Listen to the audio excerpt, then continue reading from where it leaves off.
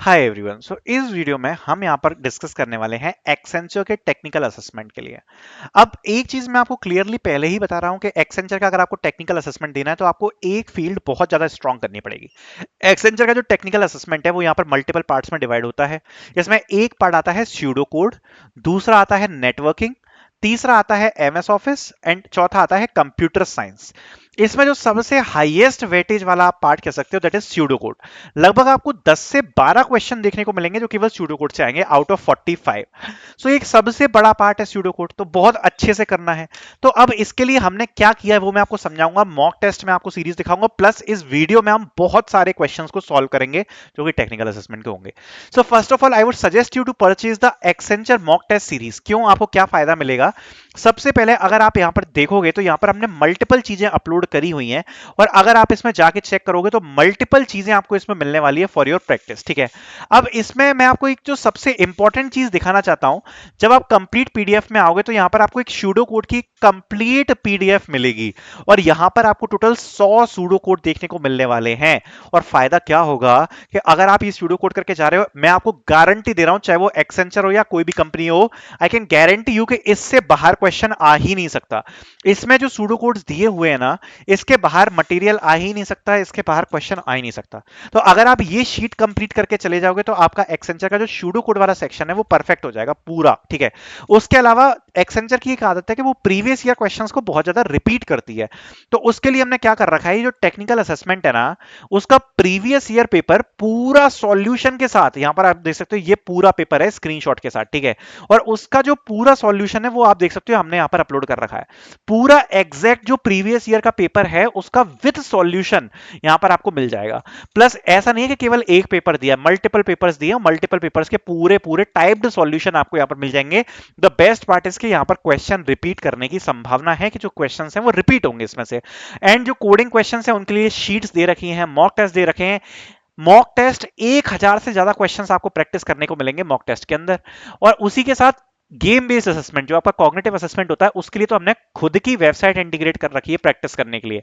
आप गेम्स को प्रैक्टिस कर सकते हो, आप देख सकते हो मेमोरी गेम यहाँ पर बनाया हुआ है, तो आप मेमोरी गेम को यहाँ पर प्रैक्टिस कर पाओगे, राइट? जिससे आप पेल के मतलब अच्छे से गेम को आप खेल के यहाँ पर आइडिया लगा सकते हो कि भाई ये जो मेमोरी गेम है ये कैसे आता है, कैसे इसको सॉल्व करना है, ये सब आप कर पाओगे, राइट? पाथ गेम बना रखा है, पाथ गेम से आपको आइडिया लग जाएगा, प्रीवियस ईयर की वीडियो डाल रखी है, क्वेश्चन डाल रखे हैं। गेम बेस्ड असेसमेंट जितना हमने Let's दे talk रखा है ना, about that is more than enough for your game based assessment. So definitely it will help you a lot. Purchase the Accenture mock test series, link आपको description में मिल जाएगी। It will be very very very beneficial for you. This series will complete your whole preparation of Accenture. So purchase it, the link will be in the description, and let's start with the questions. So let's start with the first coding question. So ये पहला question जो हम solve कर रहे हैं that is from JavaScript. ठीक है, क्यों कर रहे हैं देखो ध्यान से समझना। जनरली जो एक्सेंचर है वो अपने स्यूडो कोड्स को कुछ पार्ट्स में डिवाइड करती है। ठीक है, सो जिसमें एक इंपॉर्टेंट पार्ट आता है जावास्क्रिप्ट, दूसरा पार्ट आता है ऊप्स, तीसरा पार्ट आता है स्यूडो कोड लॉजिक। सो देखो जो जावास्क्रिप्ट से रिलेटेड कोड होंगे ना, उसमें आपसे कुछ ना कुछ जावास्क्रिप्ट से रिलेटेड कुछ ना कुछ स्यूडो कोड दिया होगा, लॉजिक से आपको सॉल्व करना पड़ेगा। जो ऊप्स रिलेटेड होंगे उससे आपको जो ऊप्स के 4 पिलर होते हैं लाइक इनकैप्सुलेशन और आपका पॉलीमॉर्फिज्म, तो इस टाइप से जो क्वेश्चंस होते हैं, ठीक है, एब्स्ट्रैक्शन, उनसे आपको क्वेश्चंस यहाँ पर देखने को मिल जाएंगे। और जो स्यूडो कोड लॉजिक है उसमें आपको कुछ प्रॉपर डीएसए वाले स्यूडो कोड दिए होंगे जिनसे आपको आंसर्स निकालने होंगे। तो ये 3 पार्ट्स में डिवाइड रहते हैं। हम सबसे पहले क्वेश्चंस करते हैं, कुछ जावास्क्रिप्ट कर लेते हैं, फिर कुछ ऊप्स वाले कर लेंगे, फिर सूडो कोड वाले कर लेंगे, सारे कवर कर लेंगे। ठीक है, सो स्टार्ट करते हैं वन बाय वन। सबसे पहले जावास्क्रिप्ट से स्टार्ट कर रहे हैं। पहला क्वेश्चन कह रहा है what will be the output when the user click the button. ठीक है, अब इस क्वेश्चन को ध्यान से समझना। यहां पर कह रहे हैं what will be the output when the user clicks the button. जब भी बटन पर क्लिक होगा तो आउटपुट क्या आएगा? बटन की आईडी दी है btn, ऑन क्लिक पर शो मैसेज जो फंक्शन है वो ट्रिगर होगा, और क्लिक मी यहां पर लिखा हुआ है। सो इस प्रकार से एक बटन बना होगा जिसमें लिखा होगा क्लिक मी, और इसको जब आप क्लिक करोगे तो क्या आउटपुट आएगा। ठीक है, अब जब भी ये बटन क्लिक होगा तो ये जो शो मैसेज वाला फंक्शन है वो ट्रिगर होगा। अब ये क्या कर रहा है, सबसे पहले तो ये रीड कर रहा है BTN, यानी इस वाली आईडी को ये रीड कर रहा है, ठीक है। तो ये जो बटन है उसमें इसकी जो प्रॉपर्टीज है वो सारी प्रॉपर्टीज आ जाएंगी। अब सारी जब प्रॉपर्टीज आ जाएंगी तो जो इसका इनर HTML है उसको चेंज करके ये कर रहा है क्लिक्ड। मतलब ये जो बटन है वो तो दिखेगा, बट ये जो क्लिक मी है ना, क्लिक मी को चेंज करके यहां पर क्या हो जाएगा, बटन पर क्लिक्ड, ठीक है। तो जो आउटपुट आ रहा है वो क्या आ रहा है, क्लिक्ड आएगा, ठीक है। अब यहां पर बच्चे जनरली क्या गलती कर देते हैं वो मैं आपको समझा देता हूं। इस क्वेश्चन में बच्चे क्या गलती करते हैं, वो सोचते हैं कि बटन को जब क्लिक किया तो ये आउटपुट पूछ रहा है, राइट। इसका मतलब जब वो बटन को क्लिक करेगा तो नेक्स्ट पेज ओपन होना चाहिए और उस पर कुछ डिस्प्ले होकर आना चाहिए, ऐसा नहीं है। जब भी आपसे ये आउटपुट पूछा जा रहा है कि आउटपुट क्या आएगा, और अगर उसके अंदर भले ही कुछ टेक्स्ट में चेंजेस किए जा रहे हैं या फिर कुछ एक ही एलिमेंट दिया हुआ है, ऑन पेज चेंजेस भी किए जा रहे हैं, तो आपको आउटपुट में वही चीज बतानी है। तो यहां पर जैसा कि बताया गया है, जो बटन है उसकी इनर HTML को क्लिक्ड सेट किया जा रहा है। सो आउटपुट में अगर आप पूरा पेज देखोगे तो उसमें आपको केवल एक बटन दिखेगा जिस पर क्या लिखा होगा, क्लिक्ड। सो इसका जो सही राइट आंसर होने वाला है वो होने वाला है क्लिक्ड। अनडिफाइंड या एरर नहीं आएगा, क्लिक्ड आएगा इसका आंसर, ठीक है। सो अब चलते हैं नीचे। What will be the display in the alert box when the user clicks on the button, ठीक है। तो बटन की आईडी दी है MyBTN, क्लिक यहाँ पर बटन बनाया है, स्क्रिप्ट यहाँ से चालू होती है, काउंट को इनिशियलाइज किया है 5 से। फिर है document dot get element by ID MyBTN, ठीक है। तो यहाँ पर ये कॉल होगा, ऑन क्लिक फंक्शन इस पर लगाया हुआ है function count equals to count plus 3। तो काउंट की वैल्यू यहां पर क्या है, 5। अब यहां पर एक क्या गलती होती है वो भी मैं आपको समझा देता हूं। देखो अगर यहां पर आप देख रहे हो तो यहां पर लेट काउंट इक्वल्स टू 5 है, ठीक है। अब जब एक्सेंचर में वो लोग क्वेश्चन पूछेंगे तो वो लोग क्या करते हैं ना, यहां पर क्वेश्चन में इसके अंदर भी ये जो काउंट वेरिएबल है इसमें वो कर देंगे लेट काउंट, ठीक है, लेट काउंट। अगर उनने इनर में भी अगर डिक्लेयर कर दिया सपोज काउंट वेरिएबल को, तो क्या होगा। सो मैं आपको बताना चाहता हूं कि जावा स्क्रिप्ट में ये चीज पॉसिबल है। जो वेरिएबल है वो लोकल स्कोप में भी डिक्लेयर किया जा सकता है और ग्लोबल में भी डिक्लेयर किया जा सकता है। और अगर ग्लोबल वाले को आप लोकल में एक्सेस कर रहे हो तो वो हो जाएगा, बट अगर लोकल फंक्शन के अंदर किसी वेरिएबल को डिक्लेयर किया गया है तो वहां जो उसकी एक्सेस है वो लोकल हो जाती है और लोकल वाले वेरिएबल की जो वैल्यू है वो फेच होती है। तो इसमें जब करा जा रहा है काउंट प्लस 3, तो इसमें जो काउंट है 5 से इंक्रीज होके क्या हो जाएगा 8, और अलर्ट में क्या प्रिंट हो जाएगा 8, ठीक है। तो आंसर आ जाएगा 8, ठीक है। अगर मैं इसको थोड़ा सा चेंज करता हूं ना तो वो एक कंफ्यूजन की स्थिति है क्योंकि उसमें काफी बच्चे मिस्टेक कर देते हैं, ठीक है। तो क्या होगा उसको एक बार चेक कर लेते हैं, ठीक है। सबसे पहले अगर मैं यहाँ पर दो जगह के आउटपुट पूछता हूं तो बहुत सारे बच्चे यहाँ पर मिस्टेक करते हैं, ठीक है। क्या होगी मिस्टेक वो भी मैं आपको समझा रहा हूं। सबसे पहले अगर मैं सपोज यहां पर ही काउंट वेरिएबल जो है उसको इस फंक्शन के अंदर डिक्लेयर करूं let count equals to 0, and उसके बाद अगर मैं count equals to count plus 3 करूं और अलर्ट में अगर काउंट प्रिंट करवाऊं, तो आंसर यहां पर क्या आएगा, 8 आएगा या 3 आएगा। तो आंसर आएगा यहां पर क्या, 3। आंसर यहां पर क्या आएगा, 3 आने वाला है। क्यों, क्योंकि जो अंदर हमने ये वेरिएबल जो इनिशियलाइज किया है ना, ये एक सेपरेट वेरिएबल है जो कि लोकल स्कोप रखता है। तो ये चीज जरूर आप यहां पर समझना। और ये जो वेरिएबल है ये क्या है, ये ग्लोबल वेरिएबल है, ठीक है। तो इसका आंसर कितना आएगा, 3, अगर ये सिचुएशन होती है। बाकी अभी तो ग्लोबल है तो यहां पर जो काउंट है उसका आंसर आ जाएगा 8। What will be the output after the user clicks button, ठीक है।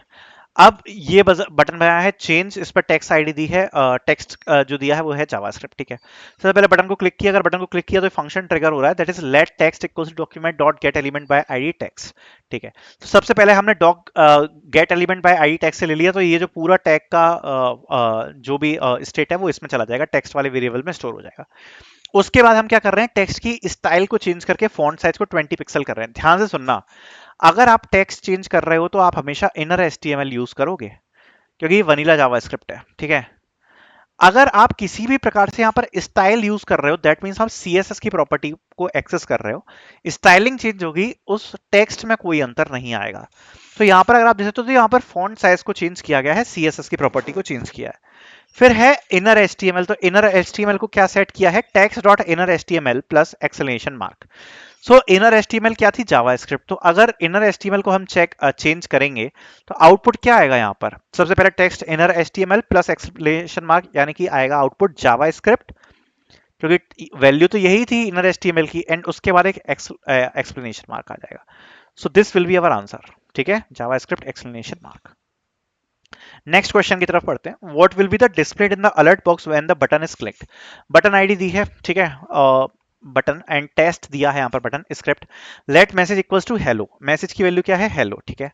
अब यहाँ पर लिखा है कि document dot get element by ID button on click and let message equals to welcome and alert में प्रिंट किया गया है मैसेज, क्या प्रिंट होगा, तो इसके बारे में अभी जस्ट हमने डिस्कस किया था, ये स्कोप चेंज किया है तो इसमें क्या प्रिंट होगा वेलकम, ठीक है, वेलकम प्रिंट होगा लोकल स्कोप वाला, ये अभी जस्ट हमने डिस्कस किया। नेक्स्ट क्वेश्चन डिस्कस कर लेते हैं। एक पैराग्राफ दिया हुआ, इसकी आईडी है रिजल्ट और वैल्यू दी है 10, बटन की आईडी दी है btn एंड वैल्यू दी है कैलकुलेट, ठीक है। Document dot get element by ID button on click function दिया है let value equals to number document dot get element dot ID dot get element by ID result dot inner text, ठीक है। तो result ID किसकी है, इसकी, और उसमें इनर टेक्स्ट में क्या आएगा 10, तो 10 आ गया यहां पर। अब 10 को इनने क्या किया नंबर में कन्वर्ट किया, तो वैल्यू की वैल्यू यहां पर क्या हो जाएगी अभी 10। उसके बाद इनने किया है let I equals to 1 and I is less than equals to 2 I plus plus, तो सबसे पहले value equals to value plus I होगा, तो वैल्यू की वैल्यू अभी कितनी है 10 प्लस आई की वैल्यू कितनी आएगी यहाँ पर 1, 1 ऐड हो जाएगा। उसके बाद इसकी वैल्यू कितनी आ गई यहाँ पर ठीक है। सो यहाँ पर अगर आप देख सकते हो तो यहाँ पर इसकी वैल्यू यहाँ पर हो जाएगी 10 plus 1 that is 11, okay. And उसके बाद यहाँ पर वैल्यू प्लस आई होगा, सो दैट विल बी एक बार और लूप चलेगा, so that will be 13, so answer should be 13, okay. So answer should be 13 year, ठीक है। सो इसका आंसर जो है वो 13 आना चाहिए, बिकॉज सबसे पहले यहाँ पर जो आई है वो यहाँ पर 2 बार एग्जीक्यूट होने वाला है, लूप जो है वो यहाँ पर 2 बार चलेगा, और 2 बार चलने के बाद 2 बार चलने के बाद सबसे पहले आई ऐड होगा, फिर उसके बाद दोबारा से आई ऐड होगा, तो सबसे पहले 1 ऐड होगा, फिर 2 ऐड होगा, सो ये अपन का टोटल 3 हो गया, एंड वैल्यू कितनी थी अपनी 10, तो 10 प्लस 1 प्लस 2 दैट इज 13, तो 13 जो है इसका आंसर हमें देखने को यहाँ पर मिलेगा, ठीक है। आगे बढ़ते हैं। Assume a vehicle class contains common properties and methods while car is speechless type of vehicle which Java class setup correctly demonstrate inheritance, ठीक है। ऊप्स का क्वेश्चन है, कह रहे हैं कि व्हीकल क्लास कॉमन प्रॉपर्टीज और मेथड्स लिए है, कौन सा सिंटेक्स करेक्ट है इनहेरिटेंस के लिए, ठीक है। तो यहाँ पर लिखा है व्हीकल, ठीक है, क्लास व्हीकल बनाई है, वॉइड स्टार्ट बनाया है, ये सब सही है, बिल्कुल कोई दिक्कत नहीं है। फिर क्लास कार बनाई है, इसमें लिखा है एक्सटेंड्स, तो एक्सटेंड्स कीवर्ड जावा का बिल्कुल सही है, इसमें व्हीकल को एक्सटेंड किया है। फिर वॉइड ड्राइव, ठीक है, हाँ ये भी सही है। फिर यहाँ पर कार ड्राइव्स लिखा हुआ है, तो मेरे हिसाब से ये तो सही है, इसमें कोई दिक्कत नहीं है, इसमें 2 मेथड्स आ जाएंगे, स्टार्ट वाला भी इनहेरिट कर लेगा ये, और बाकी इसका खुद का मेथड ड्राइव तो रहेगा, तो ये तो सिंटेक्स सही है अभी के लिए, तो ये वाला आंसर हमारा लॉक्ड है ए। अब इसको देख लेते हैं, क्लास व्हीकल वॉइड स्टार्ट, ठीक है, इसमें ये नल बनाया हुआ है इनने, ठीक है ऑलरेडी। अब इसमें क्लास वॉइड एक्सटेंड्स व्हीकल, ये सिंटेक्स गलत है, ये वाला ऑप्शन सही नहीं हो सकता। क्लास व्हीकल स्टार्ट्स इनहेरिट्स, ये वाला भी गलत है सिंटेक्स, और ये भी गलत है, एक्सटेंड्स व्हीकल ऐसे भी नहीं आएगा, तो हमारा जो आंसर है वो ए यहाँ पर रहेगा, ए ऑप्शन, ठीक है। Assume an employee class contains common employee information and manager is specialized employee which Java code correctly shows the manager inherits from employee, तो अगेन यहाँ पर आप देख सकते हो वॉइड वर्क एम्प्लॉय वर्क्स, ठीक है, तो ये सही बनाया हुआ है, क्लास एम्प्लॉय में एक वॉइड वर्क यहाँ पर फंक्शन है। फिर है class manager extend employee void manage manager manages, तो ये अगेन सिंटेक्स जो है वो सही है, बिल्कुल सही है, ठीक है। बी देख लेते हैं, बी में इनहेरिट्स लिखा है, ये गलत है, इस वाले में ये भी गलत है, एक्सटेंड्स लिखा हुआ है, और इसमें भी एक्सटेंड्स यहाँ पर लिखा हुआ है, गलत, तो आंसर इसका भी ए ही आएगा। अगला देख लेते हैं, assume a bank account class should prevent direct modification of its balance from outside the class which Java setup correctly demonstrate encapsulation, ठीक है। तो ये कह रहे हैं कि bank account assume a bank account class should prevent direct modification of its balance, ठीक है। सो ये कह रहे हैं कि अगर आउटसाइड ऑफ द क्लास है तो डायरेक्टली आप बैलेंस को चेंज ना कर पाओ, ठीक है। तो बैलेंस जो वेरिएबल है वो प्राइवेट बनाना पड़ेगा, सीधी बात है, जिससे हम उसको डायरेक्ट चेंज ना कर पाए। तो पहला देख लेते हैं सिंटेक्स, क्लास बैंक अकाउंट बना रखा है प्राइवेट डबल बैलेंस, तो ये बिल्कुल सही है, प्राइवेट वेरिएबल बनाया हुआ है। पब्लिक वॉइड सेट बैलेंस, ठीक है, सेटर फंक्शन बनाया है, बिल्कुल सही है। If amount is greater than 0 balance equals to amount, तो इसमें तो कोई भी दिक्कत नहीं है, एक सेटर फंक्शन अलग से बनाया हुआ है, तो जब तक सेटर फंक्शन कॉल नहीं होगा तब तक आप बैलेंस की जो वैल्यू है वो सेट नहीं कर पाओगे, डायरेक्ट आप नहीं सेट कर सकते, क्योंकि ये जो है ये एक प्राइवेट वेरिएबल है, ठीक है। पहला आंसर सही लग रहा है, और नीचे गेट बैलेंस बनाया हुआ है, इसमें रिटर्न कर रहे हैं बैलेंस को, ठीक है, गेटर और सेटर फंक्शन बनाया है, बिल्कुल सही है, इसमें तो कोई दिक्कत नहीं है। बी देख लेते हैं, इसमें तो पब्लिक बना दिया है बैलेंस को, तो ये तो आंसर हो ही नहीं सकता। सी वाला देख लेते हैं, प्रोटेक्टेड बनाया हुआ है, नहीं हो पाएगा, क्योंकि प्रोटेक्टेड में अगर आप देख पा रहे हो तो नहीं हो पाएगा, इनहेरिट कर लेगा ये, ठीक है। सो इनहेरिट करके नीचे कैसे यूज कर रहे हैं वो चीज हमें नहीं पता, ठीक है। सो ये यहाँ पर ये भी आंसर आपका नहीं हो सकता, ठीक है। और नीचे चलते हैं फिर, डबल बैलेंस, तो इसमें आप देख सकते हो कि प्राइवेट डबल गेट बैलेंस, इसमें भी डायरेक्टली इसको प्राइवेट जो है वो मेंशन नहीं किया है, सिंटैक्टिकली अलग से, तो ये भी चीज जो है वो सही नहीं है। डबल बैलेंस यहाँ पर लिखा हुआ है, जो आंसर है वो ए होगा, जिसमें प्राइवेटली बनाया गया है, आप देख सकते हो डबल बैलेंस, ठीक है। तो पहला वाला आंसर यहाँ पर हमारा सही हो जाएगा, ठीक है। सो अब चलते हैं नीचे। सबसे पहले क्वेश्चन कह रहा है, assume a student class should automatically assign the student name and age when an object is created which java setup correctly uses a constructor for this purpose, ठीक है। किस प्रकार से जो कंस्ट्रक्टर है वो सही से यूज करेगा, हमें क्या क्या असाइन करना है, स्टूडेंट का नेम और एज। तो स्ट्रिंग नेम बना लिया, इंट एज बना लिया, ठीक है, कोई दिक्कत नहीं है। वॉइड स्टूडेंट, ये गलत है, कंस्ट्रक्टर वॉइड टाइप का नहीं होगा, ठीक है, तो ये मिस्टेक है। स्ट्रिंग नेम, इंट नेम, फिर स्टूडेंट, ये ठीक है, क्लास के नेम से है, फिर स्ट्रिंग एन, ठीक है, string int A, N equal name equals to N, age equals to A, ये बिल्कुल परफेक्ट है, तो बी हमारा आंसर होगा इसमें। सी देख लेते हैं क्या गलती है, कंस्ट्रक्टर लिखा हुआ है, गलत है। डी देख लेते हैं, स्टैटिक लिखा हुआ है, गलत है, आंसर बी हो जाएगा। अगला क्वेश्चन करते हैं। Assume a Java application has a printer class that can print different type of document. The class contain multiple method with the same method name but different parameter list.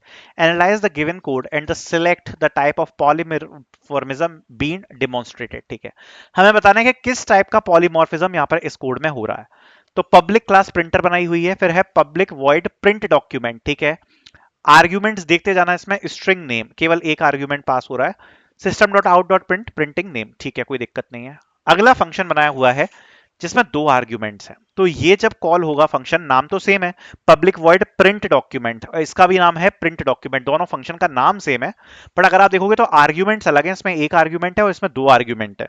तो इस प्रकार के polymorphism को हम क्या बोलते हैं, कंपाइल टाइम पॉलीमॉर्फिज्म, राइट। क्योंकि आर्ग्यूमेंट यहाँ पर अलग है, और जब हम कंपाइल करेंगे कोड तो उसी वक्त हमें फंक्शन को कॉल देना पड़ेगा, या तो फंक्शन को हम एक आर्ग्यूमेंट के साथ कॉल देंगे, या फंक्शन को हम यहाँ पर दो आर्ग्यूमेंट्स के साथ कॉल देंगे, राइट। तो कंपाइल टाइम पे ही डिसाइड हो जाएगा कि कौन सा फंक्शन कॉल होगा, इसलिए इसको हम कंपाइल टाइम पॉलीमॉर्फिज्म बोलेंगे।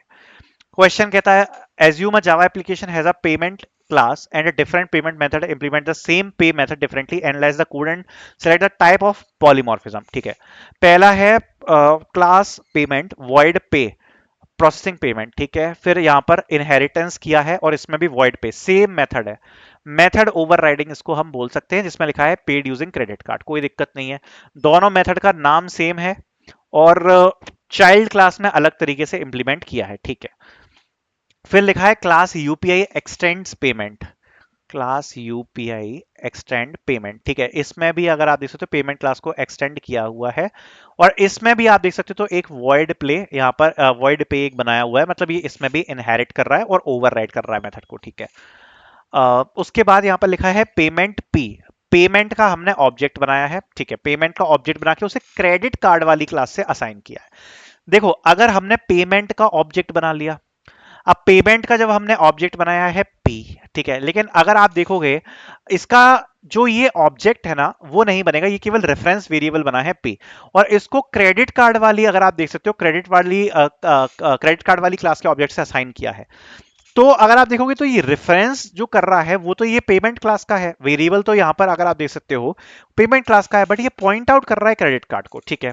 तो अब ये कैसे कॉल करेगा, तो यहां पर इस प्रकार का जो रन टाइम पॉलीमॉर्फिज्म है ये यहां पर रन टाइम पे डिसाइड होगा, क्योंकि अगर आप देख रहे हो यही को हम क्या बोलते हैं, रन टाइम पॉलीमॉर्फिज्म कहते हैं, जब आप किसी अगर आप देख सकते हो तो जो क्लास का टाइप है यहाँ पर वो पेमेंट है रेफरेंस वेरिएबल का, बट ये असाइन किसी दूसरे क्लास के ऑब्जेक्ट को हुआ है, तो ये जो पे फंक्शन कॉल होगा ये रन टाइम पर कॉल होगा, राइट।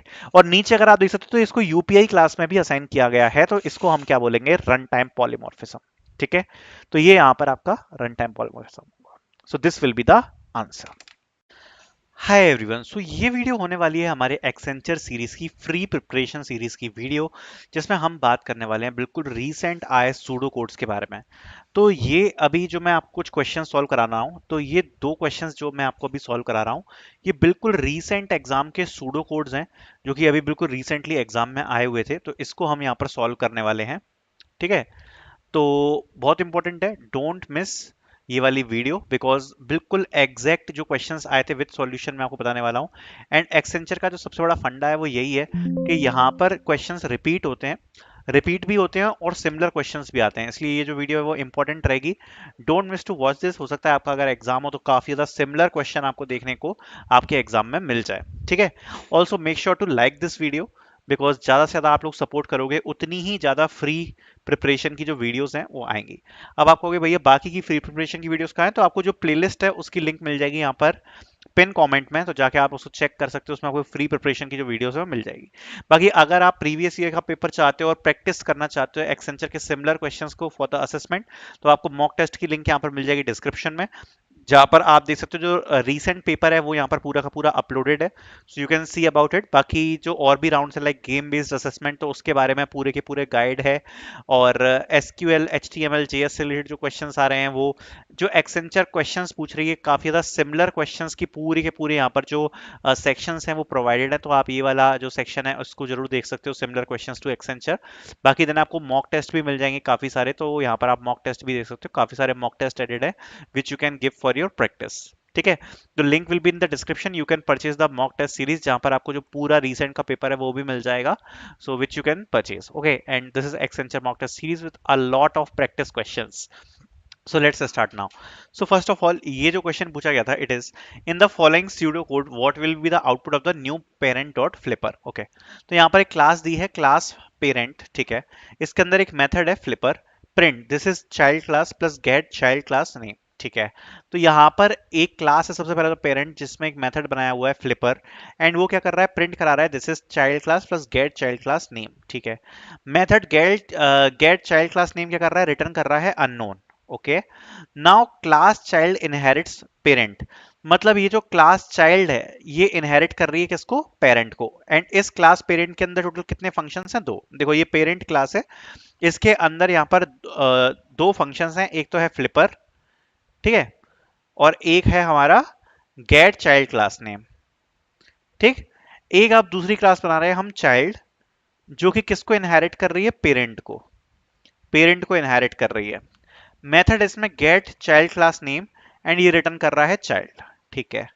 अब अगर आप देखोगे तो इसमें ये जो गेट चाइल्ड क्लास नेम है ये रिटर्न करा रहा है चाइल्ड को, एंड सेम मेथड इसमें भी यहाँ पर गिवन है, जो हम जैसे इनहेरिट कर रहे हैं ना क्लास को, गेट चाइल्ड क्लास नेम, तो ये सेम नेम का मेथड यहाँ पर भी है, तो ये बात जरूर नोटिस कर लेना आप, और इसमें रिटर्न करा रहा है unknown.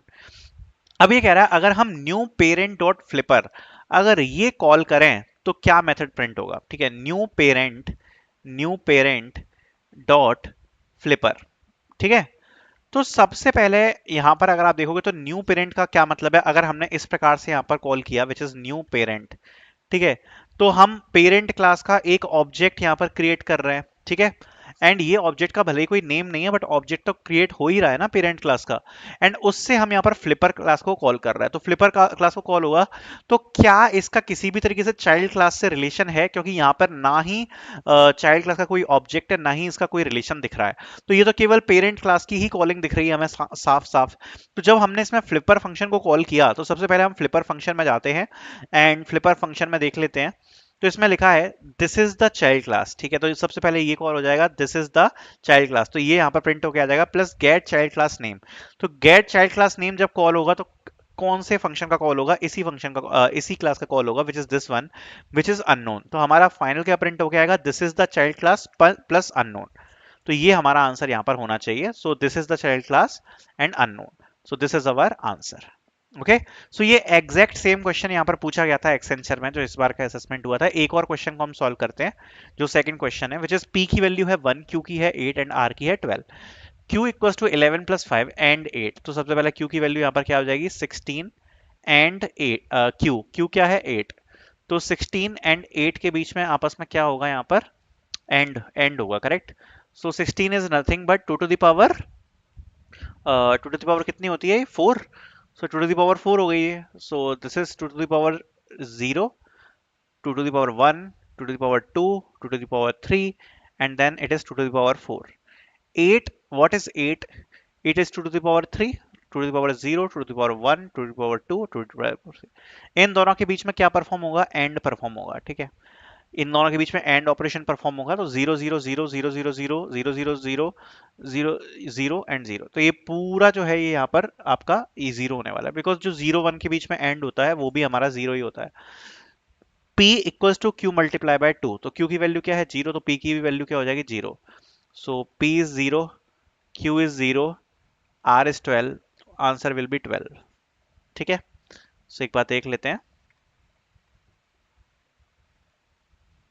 So answer will be 12।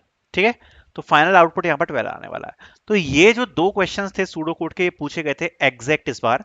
अब कुछ क्वेश्चंस हम और करते हैं एक्सेंचर के फॉर द प्रैक्टिस। बाकी यहाँ पर जो सूडो कोड्स है ना, आपको स्क्रीनशॉट्स के साथ मिल जाएंगे जो प्रीवियसली आस्क्ड हैं एक्सेंचर में, वो हमने सूडो कोड्स प्रोवाइड करा रखे हैं ये वाले सेक्शन में, ये आपको मिल जाएगा। अपडेटेड पैटर्न जो प्रैक्टिस सेट है इसके अंदर जो आपको सूडो कोड्स मिल जाएंगे, यहाँ से आप प्रैक्टिस कर सकते हो। बहुत सारे सूडो कोड्स प्रोवाइडेड है विद स्क्रीनशॉट्स, एंड बाकी एक्सेंचर का रीसेंट पेपर भी मिल जाएगा, गेम बेस्ड के लिए गाइड मिल जाएगा, सब कुछ आपको मिल जाएगा। तो लिंक डिस्क्रिप्शन में मिल जाएगी आपको एक्सेंचर की मॉक टेस्ट सीरीज की। अब कुछ प्रैक्टिस क्वेश्चंस को सॉल्व कर लेते हैं for your preparation purpose. what will be the output for the input values x equals to 4 and y equals to 3। अब इसमें बोला है कि x की वैल्यू है 4 एंड y की वैल्यू है 3, इससे हमें आउटपुट बताना है। यहाँ पर कैलकुलेट सम ये फंक्शन दिया हुआ है, इसमें x में क्या पास हो जाएगा 4 एंड y में हो जाएगा 3। इफ y इक्वल्स टू 0, तो यहाँ पर तो सीधे कंडीशन को छोड़ देंगे। If y mod 2 equals to 0, so y की वैल्यू 3 है, तो ये भी अपना जो वर्क है वो नहीं करेगा, तो ये वाला सीधे रिटर्न करा जाएगा which is calculate sum x plus x, तो x की वैल्यू है तो यहाँ पर हो जाएगी 8, कॉमा y डिवाइड बाय 2, तो y की वैल्यू क्या है 3, तो 3 डिवाइड बाय 2 मतलब 1 कॉल हो जाएगा बिकॉज ये इंटीजर में है, प्लस यहाँ पे क्या कॉल हो जाएगा x की वैल्यू यहाँ पर क्या है 4। सो ये हमारा कॉल होने वाला है विच इज 8, 1 प्लस 4, तो ये हमारी पहली फंक्शन कॉल है। ठीक है, पहली फंक्शन कॉल ये है हमारी। ठीक है, जब ये कॉल होगा तो यहाँ पर 8, 1 कॉल होने वाला है, तो फिर से चेक करेंगे हम यहाँ पर, ये फिर से जो इस वाले फंक्शन में उसमें नहीं जाएगा, तो फिर से रिटर्न करेगा दोबारा से x plus x which is 16, comma y divide by 2, तो 1 डिवाइड बाई 2 कितना हो जाएगा 0, तो 0 हो जाएगा, प्लस x की वैल्यू यहाँ पर क्या है 8, तो 8 यहाँ पर कॉल हो जाएगी। करेक्ट, x की वैल्यू 8 थी। सो अब एक बार चेक कर लेते हैं। जब ये दोबारा से कॉल होगा तो अब अगर आप देखोगे तो y की वैल्यू है 0, अगर y की वैल्यू है 0 तो हमें रिटर्न कराना है 0, तो यहां से हो जाएगा रिटर्न 0 नेक्स्ट कॉल में। तो अगर रिटर्न 0 किया तो इस वाले फंक्शन की वैल्यू रिटर्न 0 हुई है, जो 0 है वो इसमें पास हो जाएगा। 0 प्लस 8, आंसर क्या आएगा 8, और ये जो 8 है वो किस में पास हो जाएगा ऊपर वाले में। इसकी वैल्यू यहाँ पर क्या पास हो जाएगी 8, 8 प्लस 4 कितना हो गया 12, तो आंसर हमारा 12 आना चाहिए इसका। आंसर हमारा आ गया इसका 12। ठीक है, ऐसे इस क्वेश्चन को सॉल्व करेंगे। 2 मिनट मिलते हैं सॉल्व करने के लिए। ये प्रीवियस ईयर का क्वेश्चन है। अब आपको मजा आया होगा, काफी टाइम से बच्चे बोल रहे थे भैया प्रीवियस ईयर का सेट सॉल्व करवा दो, तो प्रीवियस ईयर का सेट है, अब तो खुश हो जाओगे। एंड अगर अभी तक ये वीडियो देख लिए तो मेक श्योर कि वीडियो को लाइक कर दो, ज्यादा से ज्यादा लाइक हो जाने चाहिए वीडियो के ऊपर, एंड जितने भी मैक्सिमम लाइक आप कर सकते हो वो आप कर सकते हो इस वीडियो पे। सो आई होप आपको ये क्वेश्चन का देख के मजा आया होगा। ठीक है, बाकी जो सॉल्यूशंस हैं वो हमने चैट जीपीटी से डाले हुए हैं। ठीक है, पीडीएफ में आपको मिल जाएंगे सारे सारे सॉल्यूशन, जिससे आपको हर सॉल्यूशन सर्च करके नहीं देखना पड़ेगा। What would be the output, और इससे पहले एक चीज और बताना चाहता हूं, नेक्स्ट क्वेश्चन की तरफ हम बढ़ रहे हैं। अर्जुन सीरीज की लिंक आपको यहाँ पर डिस्क्रिप्शन में मिल जाएगी, जिसको आप यूज कर सकते हो। इसमें सारा जो सिलेबस है इन्फोसिस का या किसी भी कंपनी जो आपको फ्यूचर में आती है, आपको प्रैक्टिस के लिए बहुत सारे टेस्ट यहाँ पर मिलने वाले हैं, and more than enough practice हो जाएगी आपकी। इसमें इतने सारे टेस्ट अवेलेबल हैं, और इतना भी नहीं है कि इतना ज्यादा डाल दिया है मटेरियल कि आप लोग प्रैक्टिस ही ना कर पाओ। तो जितने क्वेश्चंस होने चाहिए प्रैक्टिस के, जितने से आपकी प्रैक्टिस हो जाएगी उतने क्वेश्चंस यहाँ पर अवेलेबल हैं। प्लस यहाँ पर आपको इन्फोसिस का प्रीवियस ईयर का पूरा पेपर मिल जाएगा, ये टेक्निकल एमसीक्यू की जो शीट है ये भी आपको मिल जाएगी। Link will be in the description for Arjun series. Okay, now let's start. What would be the output for the parameter a equals to 3 and b equals to 4? So यहाँ पे बोल रहे हैं कि भाई a की वैल्यू जो है वो 3 है और b की वैल्यू 4 है, तो हमारा आउटपुट क्या आएगा। तो इसमें देखते हैं, यहाँ पर a मतलब 3, 4 यहाँ पर पास हो गया। इफ b इक्वल्स टू 1, तो ये ऐसा तो नहीं है, एल्स में जाएंगे a प्लस रिकर्सिव कंप्यूट, तो a की वैल्यू यहाँ पर क्या है 3, तो 3 प्लस फंक्शन कॉल हो जाएगा। फंक्शन में क्या कॉल होगा a comma b minus 1 which is 3, 3, ये पास हो जाएगा। अगली कॉल पे देखते हैं 3, 3 में जा रहा है, तो यहां पर जा रहा है, तो ये दोबारा से नहीं चलेगा, तो इस पे हम आ जाएंगे दोबारा से। अब a की वैल्यू क्या है अगेन 3, तो 3 प्लस, फिर से a की वैल्यू तो वही रहेगी, तो 3 और b माइनस 1 हो जाएगा, तो 2 हो जाएगा। अगले कॉल में क्या हो जाएगा 3 प्लस 3, 1 हम आ गए। ठीक है, अगली कॉलिंग पे आए, और जब अगली कॉलिंग पे आए तो हम यहाँ पर चेक करेंगे, तो b की वैल्यू क्या है इक्वल्स टू 1 है, हाँ इक्वल्स टू 1 है, तो रिटर्न हो जाएगा a, तो a की वैल्यू क्या है 3, यहाँ पर रिटर्न हो जाएगी। करेक्ट। अगली जो कॉल है हमारी, अगली में यहाँ पर जो कॉल होगा हमारा उसमें से डायरेक्टली यहाँ पर क्या रिटर्न हो जाएगा, ए, मतलब 3 रिटर्न हो जाएगा यहाँ पर, करेक्ट। सो अगर 3 यहाँ पर रिटर्न हो जाएगा तो यहाँ पर क्या रिटर्न होगा, 3 प्लस 3 विच इज 6। तो 6 ऊपर की तरफ रिटर्न होगा which is 3 plus 6 equals to 9, and 9 ऊपर की तरफ रिटर्न होगा, सो 9 प्लस 3 इक्वल्स टू 12। तो हमारा आंसर क्या आ जाएगा यहाँ पर, 12। तो ये यहाँ पर हमारा आंसर होने वाला है, ठीक है। अब अगला क्वेश्चन सॉल्व कर लेते हैं। व्हाट, सो इस क्वेश्चन को एक बार सॉल्व कर लेते हैं। तो x की वैल्यू है 5 और y की वैल्यू है 3। सो एंड रिजल्ट की वैल्यू हमारी कितनी है, 0, ठीक है।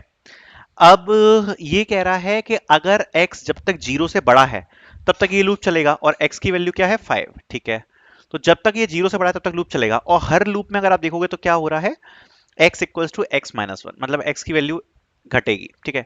और y की हो रही है +1, मतलब y की बढ़ेगी, तो y की वैल्यू कितनी है, 3, ठीक है। अंदर ये बोल रहा है if y mod 2 equals to 1 then result equal to result plus x। मतलब अगर y की वैल्यू ऑड है, अगर y की वैल्यू ऑड है तो हमें रिजल्ट में x की वैल्यू जोड़नी है, करेक्ट। और x हम कहां से स्टार्ट कर रहे हैं, 5 से, और y कर रहे हैं 3 से, ठीक है। तो x equals to 5 and y equals to 3। अब एक बार चेक करते हैं क्या y यहाँ पर ऑड है, यहाँ पर ऑड है, यस, y की वैल्यू है वो ऑड है। तो यहाँ पर हम क्या कर देंगे, 3 को प्लस कर देंगे रिजल्ट में, तो हमारे रिजल्ट की वैल्यू कितनी हो जाएगी, सॉरी, x को प्लस कर देंगे रिजल्ट में, सो 5 ऐड हो जाएगा रिजल्ट में, तो रिजल्ट की वैल्यू कितनी हो जाएगी, 5, ठीक है। आगे चलते हैं, x की वैल्यू क्या होगी, -1, तो x हो गया 4, एंड y की होगी +1, तो y हो गया 4।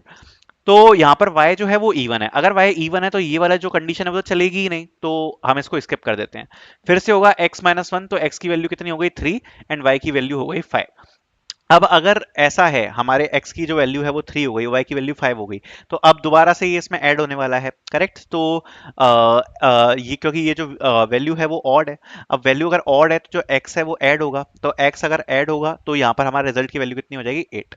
अगले में देखते हैं, अब दोबारा से हमने किया x-1, तो यहाँ पर इसकी वैल्यू आ गई 2 एंड y की वैल्यू आ गई 6, करेक्ट।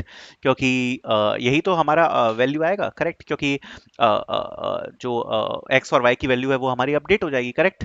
सो अब अगर आप 2 और 6 में देखोगे तो 2 और 6 में यहाँ पर जो हमारी वैल्यू है वो यहाँ पर इवन है, इसलिए ये जो है ये ऐड नहीं होगा। अगली वैल्यू हो जाएगी 1,7, ठीक है। अब 1 और 7, तो अब 1 और 7 में अगर आप देखोगे तो यहाँ पर 7 है, करेक्ट। 1 और 7 में यहाँ पर क्या है, 7। सो अगर ये 7 है तो ये क्या है, ऑड है। तो अगर ये ऑड है तो हमारी x की वैल्यू ऐड हो जाएगी रिजल्ट में, तो रिजल्ट क्या था, 8, तो 8 + 1 हो जाएगा विच इज 9। सो हम, और फिर आगे के स्टेप में x की वैल्यू हो जाएगी 0 एंड y की हो जाएगी 8। तो 0 पे हमें क्या करना है, अगर तो लूप खत्म करना है, तो हमारा फाइनल जो रिजल्ट की वैल्यू है वो कितनी आ जाएगी, 9। तो इसका आंसर हमारा जो आ जाएगा वो आ जाएगा 9, ठीक है। नेक्स्ट क्वेश्चन को सॉल्व करते हैं। What will be printed if the initial value of n is equals to 16, ठीक है। If n is less than equals to 1 then return 1, if n mod 2 equals to 0, तो अगर जब तक ये इवन है तब तक हमें क्या करना है, n/2, तो 16/2 8 हो गया, फिर यही कोल हो जाएगा तो 4 हो गया, फिर यही कोल हो जाएगा तो 2 हो गया, फिर यही कोल हो जाएगा तो 1 हो गया। अब 1 जो है तो ये बेस केस पे आ जाएगा, तो 1 से क्या रिटर्न हो जाएगा, 1, एंड बाकी रिटर्न अगर यहाँ पर 1 हो गया तो बाकी तो कुछ है ही नहीं कॉलिंग में, तो आंसर में क्या आ जाएगा, 1। So 1 would be our answer. Simple ही है ये तो। फिर लास्ट क्वेश्चन कर लेते हैं एक बार। What is the output for a equals to 7। a की वैल्यू अगर 7 है तो आउटपुट यहाँ पर क्या होने वाला है, सो देखते हैं एक बार। सो काउंट की वैल्यू यहाँ पर 0 है, ठीक है, ठीक है। a not equals to 1, if while a not equals to 1, a mod 2 equals 0, a equals to a divided by 2, else a equals to 3 multiply by a plus 1, ठीक है। तो हम चेक करें कि जो भी a की वैल्यू है अगर वो इवन है, a, अगर a की वैल्यू इवन है तो हमें करना है a equals to a divided by 2, और अगर ऑड है तो हमें करना है a equals to 3 multiply by a plus 1, ठीक है। और काउंट हर बार हमारा इंक्रीज होगा। चलो स्टार्ट करते हैं। तो 7 है, तो सबसे पहले 7 क्या आ गया, हमारा ऑड आ गया। सो 7 अगर ऑड है तो हमें क्या करना है, 3 मल्टीप्लाई बाय a प्लस 1, तो ये कितना हो जाएगा, 22, ठीक है। तो ये हो गई फर्स्ट टर्म। सेकंड टर्म में क्या है, 22 इवन है, तो ये हो जाएगा 22 डिवाइड बाय 2 विच इज 11, तो सेकंड टर्म में आ गया 11। अब स्टार्ट करते हैं थर्ड टर्म के साथ। थर्ड टर्म में अगर आप देखोगे तो यहाँ पर हमारा है ये अगेन ऑड, तो ये हो जाएगा 33 plus 1 which is 34। Fourth term में डिवाइड बाय 2 हो जाएगा तो 17। फिफ्थ टर्म में 17 मल्टीप्लाई बाय 3 प्लस 1, सो ये कितना हो गया अपन का 52। एंड सिक्स टर्म में कितना हो जाएगा 52 डिवाइड बाय 2, ठीक है। ये क्या हो रहा है भाई 26। फिर उसके बाद सेवेंथ टर्म में 13, फिर एट्थ टर्म में 40, करेक्ट, यस। नाइन्थ टर्म में हो जाएगा 20 बिकॉज ये इवन है। फिर टेंथ टर्म में 10, एंड 11 टर्म में 5, ट्वेल्थ टर्म में 5 मल्टीप्लाई बाय 3 प्लस 1 मतलब 16, थर्टींथ टर्म में 8, फोर्टीन टर्म में 4, फिफ्टीन टर्म में 2, सिक्सटीन टर्म में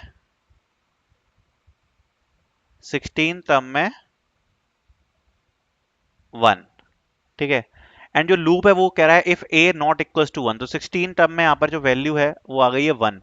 सो जो इसका आंसर आएगा वो हमारा कितना आने वाला है 16, क्योंकि 16 टर्म में वैल्यू आ गई है 1, करेक्ट। तो बड़ा अजीब सा ही क्वेश्चन था, बट हाँ हम आंसर तक पहुंच गए हैं विच इज 16। ठीक है, आई होप आपको समझ में आया होगा कि हमने इसका बेसिक एल्गोरिथम निकाल लिया था पहले कि अगर इवन है सो इवन में हमें a बाय 2 करना है, और अगर ऑड है तो 3 मल्टीप्लाई बाय a प्लस 1 करना है। तो आई होप ये क्वेश्चन आपको समझ में आया। और मॉक टेस्ट में तो आपको बहुत सारे क्वेश्चंस मिल जाएंगे। जो एक्सेंजर का मॉक टेस्ट सीरीज है ना, उसमें आपको बहुत सारे क्वेश्चंस मिल जाएंगे इस प्रकार के, जिसको आप यहाँ पर सॉल्व कर सकते हो। सूडो कोड्स के लिए तो भर भर के क्वेश्चंस अवेलेबल हैं, आप देख सकते हो इतने सारे सेट्स अवेलेबल है। विद स्क्रीनशॉट्स आपको इसमें क्वेश्चन मिलेंगे, और साथ साथ में आपको एक्सेंजर का जो पूरा का पूरा पेपर है वो भी मिल जाएगा। तो मॉक टेस्ट की लिंक भी आपको डिस्क्रिप्शन में मिल जाएगी। Set what operation does the following pseudo code perform, तो यहाँ पर एक सूडो कोड दिया है, इसमें पूछा कि क्या ऑपरेशन परफॉर्म करेगा। Declare an array word of string data type, तो वर्ड क्या है, एक एरे है, ठीक है, और इसका जो डेटा टाइप है वो क्या है, स्ट्रिंग, ठीक है। आगे बोल रहा है डिक्लेयर अ वेरिएबल एल, ठीक है। Take a string as input in the word, तो ये एरे में हमने एक स्ट्रिंग को इनपुट में ले ली। फॉर एग्जांपल हम कोई स्ट्रिंग ले लेते हैं which is Google, okay. Suppose this is our string.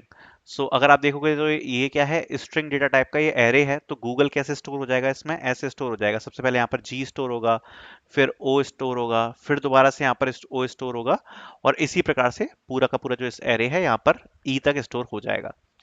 अब है take a string as input in the word, ये जो हमने ले लिया है। For l equals to 0 to 0, अब ये बात ध्यान रखना, 0 टू 0 ये जो यहाँ पर मेंशन किया गया है ना, ये बहुत इंपॉर्टेंट है। जीरो से स्टार्ट करके जीरो जाना है, तो कई बच्चे सोचेंगे ये तो कुछ भी प्रिंट करेगा ही नहीं। बट जब भी कोई सूडो कोड की हम बात करते हैं और लास्ट का ये आपको वेरिएबल देखना पड़ रहा है कि कहां तक जा रहा है, और जहां तक जा रहा है वो आपको एज अ इंडेक्स यहां पर इंक्लूड करना होता है। अब यहां पर लिखा है for l equals to 0 to 0, मतलब ये जो जीरो है ये इंक्लूड किया जाएगा वो भी इंडेक्स में, और जो इंडेक्सिंग होती है वो कहां से स्टार्ट होती है, जीरो से। मतलब जो फर्स्ट कैरेक्टर है वहां तक ये इंक्लूड करेगा। एंड हमने लिखा है प्रिंट वर्ड एल, तो यहाँ पर क्या प्रिंट हो जाएगा, जो फर्स्ट कैरेक्टर है वो है जी, तो यहाँ पर जो आंसर आ जाएगा जी आ जाएगा। सो देखते हैं इसमें क्या आएगा। It prints the last character of the string, तो ये नहीं आएगा। It prints the character in increasing order, ये भी नहीं आएगा। It prints the first character of the string, yes this is the answer. So answer जो है इसका आएगा C, okay. It prints the first character of the string. Twelfth question को solve करते हैं, ठीक है। अभी तक टोटल 11 क्वेश्चन हम सॉल्व कर चुके हैं सीरीज में। अब ये जो क्वेश्चन है ना, ये बिटवाइज ऑपरेटर के ऊपर है, और ये जो बिटवाइज ऑपरेटर्स हैं इससे रिलेटेड क्वेश्चंस ज्यादातर सूडो कोड्स में देखने को मिलते हैं। हो सकता है इस साल भी एक क्वेश्चन डेफिनेटली आए इसके तरफ से। सो इसके हम ऑलरेडी एक दो क्वेश्चन सॉल्व कर चुके हैं, और ये क्वेश्चन भी सॉल्व करते हैं, अच्छी प्रैक्टिस हो जाएगी आप लोगों की। सो इसमें लिखा है सेट एक्स इक्वल्स टू -2, तो एक्स की वैल्यू हमने -2 सेट कर दी है, वाई की वैल्यू है 3, और जेड की वैल्यू है 1, ठीक है। इफ चलो पूरी कंडीशन को पहले वन बाय वन सॉल्व करते हैं। x plus two and two and and y plus three and z plus two xor two, ठीक है। सो सबसे पहले x plus two and two, so x plus two and two को जरा solve करते हैं। सो x की वैल्यू क्या है -2, so -2 plus two and two, so two क्या होगा आपका 10, सो 10 का एंड हो जाएगा तो क्या आएगा 2 आएगा, ये आ गया -2 प्लस 2, ठीक है। अब ध्यान से समझना, इसको क्विकली करने का आपको मैं तरीका समझाऊंगा। एंड अब इसको सॉल्व करते हैं। y plus three and three, ठीक है। y की वैल्यू क्या है 3 प्लस 3 एंड 3, तो 3 क्या होगा 1 1 1 1, इसका एंड हो जाएगा तो 1 1 ही आएगा, तो 3 प्लस 3 आ जाएगा।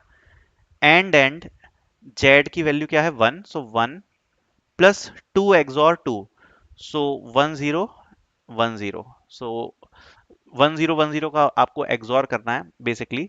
सो ये हो जाएगा 1 प्लस 0, तो यहाँ पर जो आपका आंसर है वो यहाँ पर 1 ही आ जाएगा, ठीक है। तो फाइनल अगर आप देखोगे तो क्या आएगा, 0 एंड 6 एंड 1, करेक्ट, ये आएगा हमें फाइनल इफ कंडीशन में। तो अगर आप देखोगे तो यहाँ पर है 0 एंड 6 एंड 1।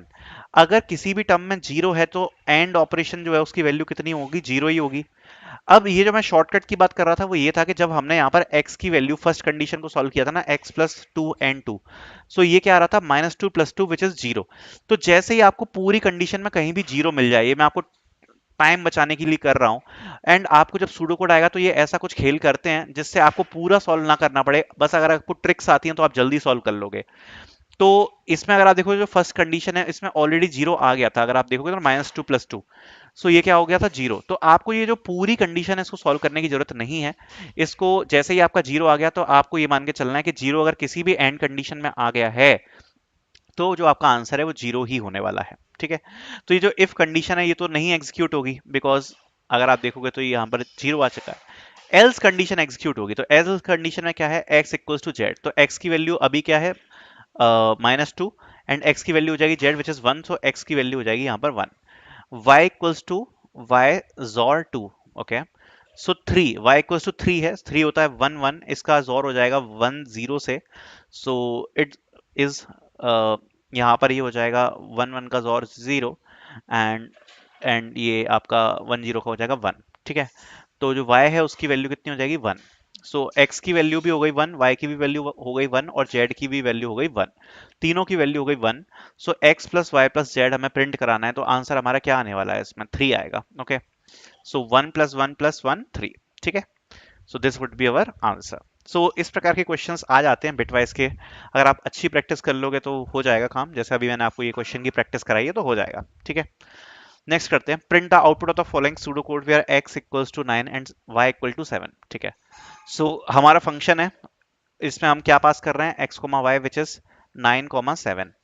इंटीजर z यहाँ पर डिक्लेयर किया गया है, सेट z इक्वल टू 2, तो z की वैल्यू कितनी हो गई, 2। y equal to y mod z, y equal to y mod z, और y की वैल्यू कितनी है, 7, तो 7 मॉड्यूलस बाय 2, ये कितना आ जाएगा, 1 आ जाएगा। x equal to x mod z, so x की वैल्यू क्या है, 9, तो 9 मॉड्यूलस बाय z2, ये भी हो जाएगा 1। तो इसमें क्या प्रिंट कराना है, x प्लस वाई, सो x भी 1 है y भी 1 है, तो जगह x plus y equals to 1 + 1 equals to 2, so answer हो जाएगा 2। नेक्स्ट क्वेश्चन सॉल्व कर लेते हैं, integer x, y, z, x की वैल्यू यहाँ पर 8 सेट करी है, y की 6 और z की 4, ठीक है। If x is greater than y, x की वैल्यू क्या है, 8, it is greater than y, yes it is greater than y, then x equal to y, so x की वैल्यू कितनी हो जाएगी, 6। If z is greater than y, तो z की value क्या है, 4, y की 6 है, तो ये नहीं चलेगी, else y equals to z, so y की वैल्यू कितनी हो जाएगी यहाँ पर, 4। लास्ट में करना है x plus y plus z, तो ये हो गया 6 + 4 + z की value 4 which is 14, so answer हमारा कितना हो जाएगा यहाँ पर, 14। Calculate the output of the following pseudocode, अगला देख लेते हैं, integer A B C D, ठीक है। a की वैल्यू कितनी सेट है, 1, b की वैल्यू कितनी सेट है, 1, ईच c फ्रॉम 1 to 2, मतलब c की वैल्यू यहाँ पर कहाँ से चलेगी, 1 से लेके 2 तक चलेगी। फॉर each, ये इनर लूप आ गया, d की वैल्यू कहाँ से कहाँ तक चलेगी, -2 से लेके 0 तक। a इक्वल्स टू आ जाएगा a + 2, ठीक है। तो a की वैल्यू अभी क्या है, 1, सो a इक्वल्स टू 1 + 2 हो गया, तो मतलब कितनी हो गई a की वैल्यू, 3।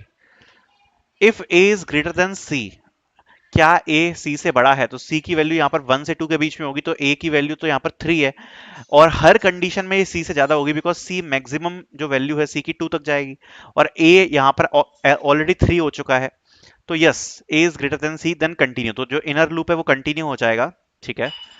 अब दोबारा से हमारा इनर लूप चालू होगा, ठीक है, दोबारा से इनर लूप चालू होगा, अभी हम -2 पे थे, करेक्ट, और अगर इनर लूप दोबारा से कंटिन्यू होगा और a की वैल्यू तो ऑलरेडी c से बड़ी है, तो हमें बाकी कुछ चीजें चेक करने की जरूरत नहीं है, सीधे a में +2 कर देते हैं, बिकॉज -2 का जो लूप है वो एग्जीक्यूट हो चुका है, अब -1 का होगा, तो a में +2 और कर देते हैं, तो कितना हो जाएगा, 5, तो -1 का लूप यहाँ पर खत्म हो गया, फिर 0 का लूप चालू होगा, सो उसमें भी a की वैल्यू +2 हो जाएगी विच इज 7, ठीक है। तो यहाँ पर ये जो इनर लूप है ये अपन का एक बार -2 से लेके 0 तक खत्म हो गया। अब जो c की वैल्यू है वो 1 से स्टार्ट हुई थी टू 2 तक, तो अब आउटर लूप चालू होगा फिर से 2 के लिए। तो उसमें भी दोबारा कितनी बार लूप चलेगा, -2 के लिए, -1 के लिए एंड 0 के लिए। मतलब इनर जो लूप है वो कितने टाइम चलेगा, 3 टाइम्स चलेगा c की वैल्यू 2 के लिए, करेक्ट। तो इसमें 3 टाइम्स 2 हम और ऐड करेंगे, सो 7 + 2 + 2 + 2 विच इज 9 11 एंड 13। तो 13 हमारा फाइनल आंसर आ जाएगा a की वैल्यू में। एंड प्रिंट क्या कराना है, a + b की वैल्यू है 1, सो यहाँ पर हो जाएगा 13 + 1 विच इज 14। थोड़ा सा डिफिकल्ट था ये वाला, ठीक है, बट ये मैंने आपको सॉल्व करके बता दिया है 14। अब इसको हवा में थोड़ा सा सॉल्व करके देखते हैं कि अगर जैसे आपके पास पेन नहीं है तो आप कैसे सॉल्व करोगे। बेसिकली रेंज देख लेना इसमें। सो अगर आप देखोगे तो एक बार मैं मिटा के दिखाता हूँ एक बार। सो देखो इस प्रकार के क्वेश्चन में रेंज देख लिया करो एक बार, तो क्या रेंज है एक बार रेंज चेक करो आप लोग। सो सी जो है वो 1 से 2 तक चल रहा है, ठीक है। तो कितनी बार आउटर लूप कितनी बार चलेगा, एक तो 1 के लिए और 2 के लिए, तो 2 बार चलेगा, ये लिख लो, मतलब याद कर लो। इनर लूप कितनी बार चलेगा, -2 से 0 तक के लिए, मतलब कितनी बार चलेगा, 3 बार, ठीक है। अब यहाँ पर जो एल्गोरिथम है ना उसको फाइंड आउट करने की कोशिश करो। If A is greater than C, और हर कंडीशन में ए सी से बड़ा है, और इनर लूप 3 बार चल रहा है, और हम क्या करा रहे हैं, A equals to A plus two, मतलब +2 +2 +2 कितनी बार होगा, 3 बार। इनर लूप में ए प्लस टू कितनी बार होगा, 3 बार, ठीक है। तो एक बार हो गया, 2 बार हो गया, 3 बार हो गया, एंड फिर ये जो ऊपर का आउटर वाला है ये 2 बार चलेगा। तो टोटल अगर आप देखोगे तो कितनी बार +2 होगा, 6 बार, करेक्ट। तो 6 बार +2 होगा। अगर 6 बार +2 होगा तो वैल्यू कितनी आ गई, 12। एंड ए की वैल्यू पहले से कितनी थी, 1। सो 12 + 1 कितना हो गया, 13। इतने में हमारी ए की वैल्यू पूरी एग्जीक्यूट हो जाएगी, और लास्ट में क्या प्रिंट करना है, a + b which is 13 + 1 which is 14। And अगर आप देखोगे ना तो इस शीट में कहीं भी आंसर अवेलेबल नहीं है। मैं जो शीट प्रिपेयर करवा रहा हूँ मुझे भी आंसर नहीं पता, मैं भी आपके सामने ही सॉल्व कर रहा हूँ क्वेश्चंस को, ठीक है। और इसलिए मैं ये चीज कर रहा हूँ, पहले से आंसर देख के मैं इसलिए नहीं आ रहा, क्योंकि अगर मैं पहले से आंसर देख के आऊंगा तो फिर कोई मतलब नहीं है, करेक्ट, सामने लाइव सॉल्व कराने का।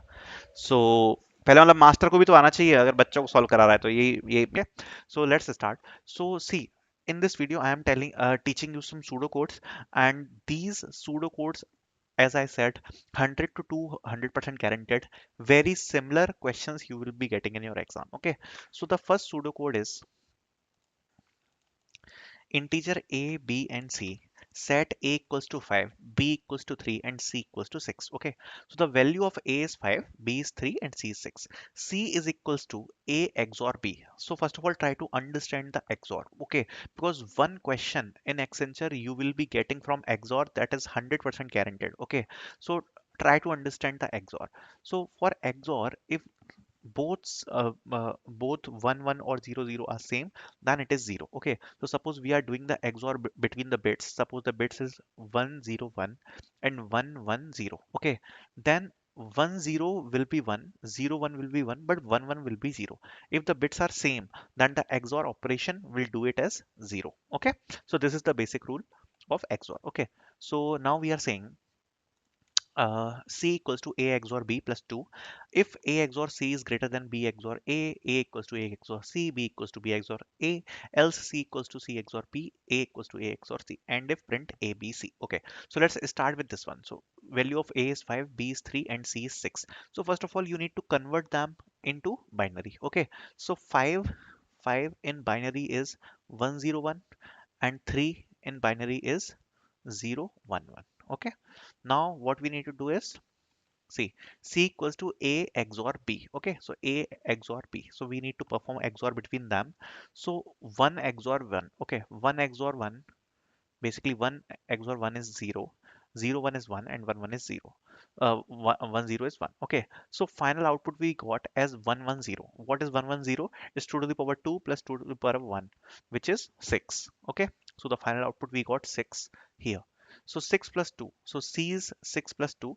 Okay, so C is 6 plus 2, which is 8. Okay, so value we got of C as 8.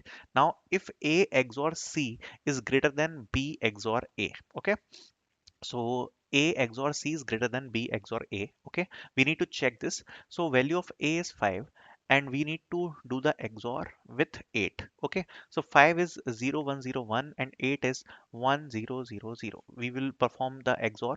So 1 0 is 1 0 0 0, and 1 0 is 1, and 0 1 is 1, so it will be 13. Okay, so if this is the first condition is greater than b XOR a means 3 XOR 5. We already did that. The answer is 6. Okay, so 13 is greater than 6, obviously true. So we will go in this condition. Okay, if condition, we will go in if condition. Okay, a equals to a XOR c, because this condition is true, we will go here.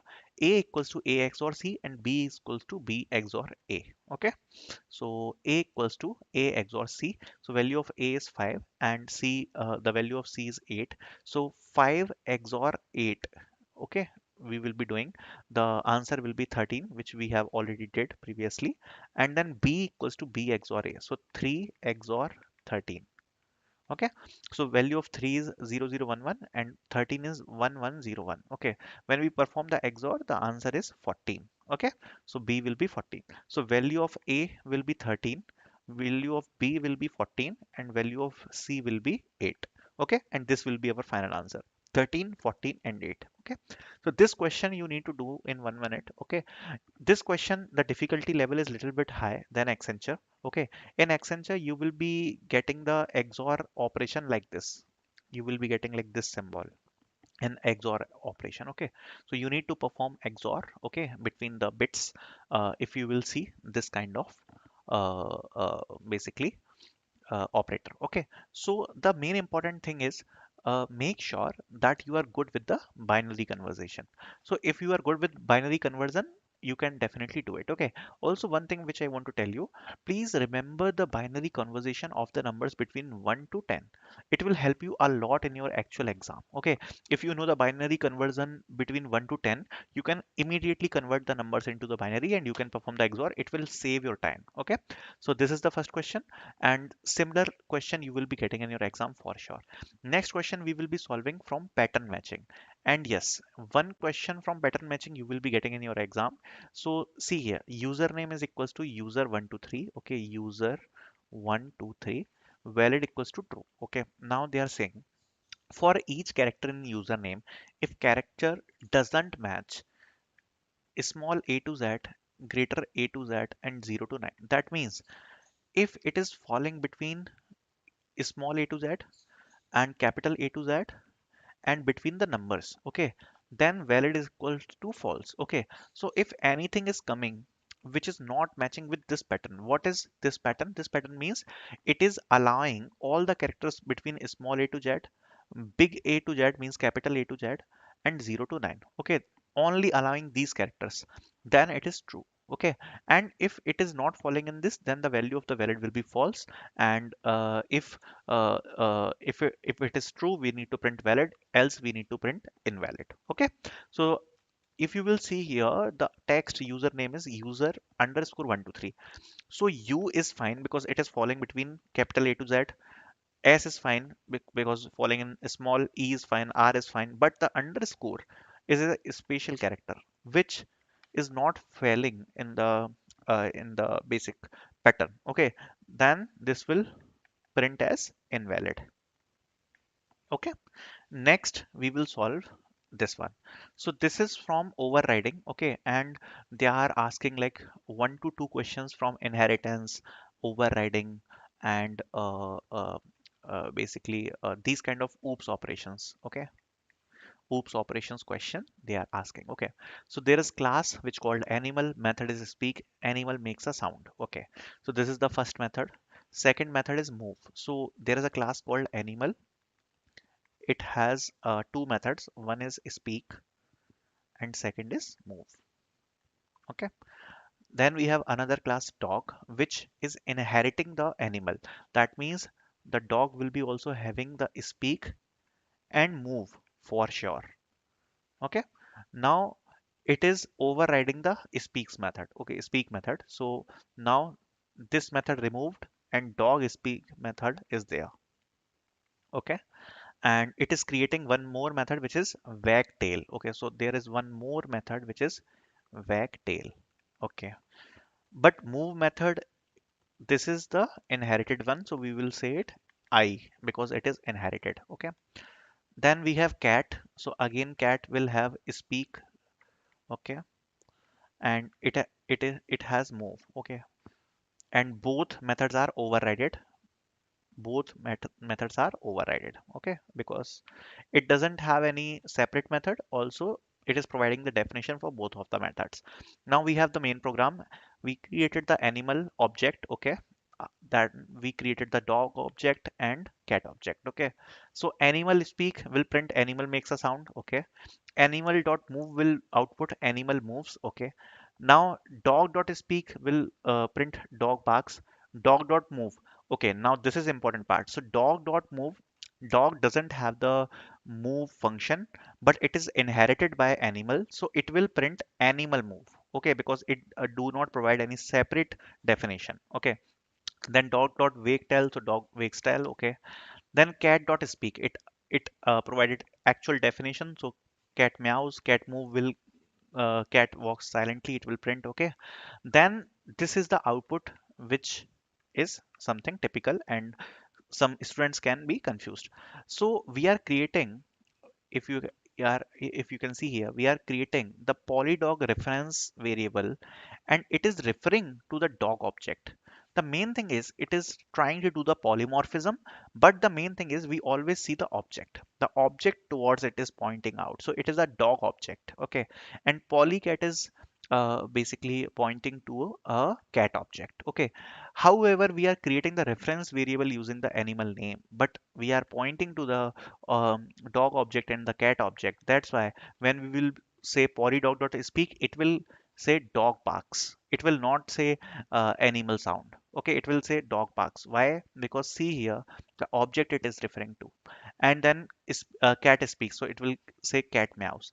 And when we will say polydog.move, it will say animal moves. Why?